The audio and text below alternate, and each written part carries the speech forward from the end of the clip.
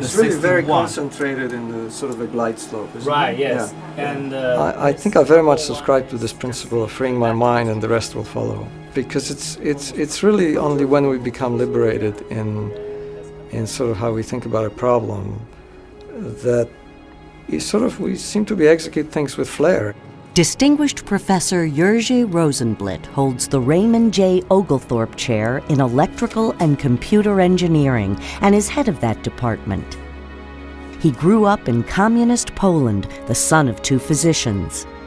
As I was sort of progressing through my educational career, sort of very curious and keen about doing things outside of Poland. You know, part of it was, I would call it, a mix of determination and desperation.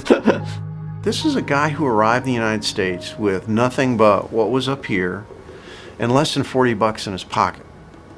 No family, nobody here to greet him, made his way through Detroit, living in some of the worst neighborhoods imaginable, living on pennies a day.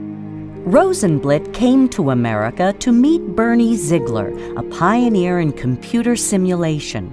Ziegler quickly recognized the young man's talent and pulled him into his research circle. If you look at his economy of movement, he's pretty smooth. How could we make this instrument, number one, so it fits? Dr. Alan Hamilton is a neurosurgeon in the UA College of Medicine. He and his colleagues were desperately in need of support for their project to help surgeons perfect their skills. As you can see, hand-eye coordination. Hamilton put out an informal call for help. Rozenblit showed up. Suddenly one day he walks into my office and says, I understand you need some help. And I was really taken back because here's the head of electrical and computer engineering himself. Yeah. In about a week's time, Rozenblit put together a team of young researchers. Sure enough, I walk in this room and around the conference table are all of these young, genius computer engineers and PhDs and everything. And we're now on our third generation of this computer-assisted surgical trainer that electrical and computer engineering helped us develop. Backward, right. One could think of the tools that we're developing to be cognitive amplifiers.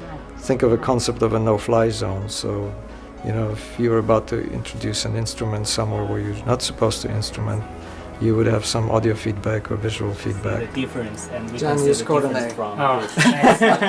from. In another arena entirely is the Asymmetric Threat Response and Analysis Project, or ATRAP. It collects data to analyze the behavior and customs of political and cultural groups. We take some very basic physics. It sounded like a fun project and challenging project because it's not the typical modeling and simulation style environment. I work best with people who are self-starters, like islands of ideas that coalesce over time. It's a very holistic process. Mm-hmm. Are we going to lock it My down? research interest right now is in information extraction. Computer, cyber security stuff. We're trying to find the best way to teach engineering at the secondary level. So you've done it for both our campus and ASU? Yes. Thank God he has to sleep intermittently. I mean, sometimes from the emails, I'm looking at the hours they're coming from, and I'm wondering, what is he, like a bat? Is he up at night, So if we look at this, a lot of people recommend I take up yoga. And, I internalize it. I don't think I'm a type that sort of expresses this outwardly too much. Clearly I hop on my bike or I jump in the pool almost daily to clear up my mind. Another way he clears his mind is through street photography.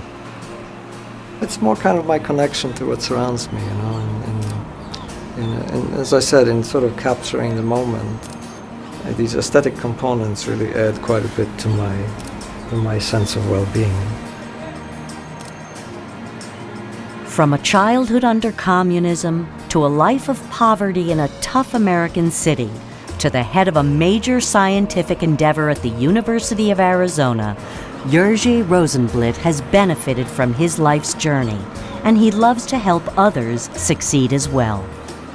Well, it's been a humbling experience to live through both ends of the spectrum of what life is all about. And you also, because of who you are and the talents that you have, and perhaps the material privilege that you might enjoy due to various circumstances, you have the duty to, to share that.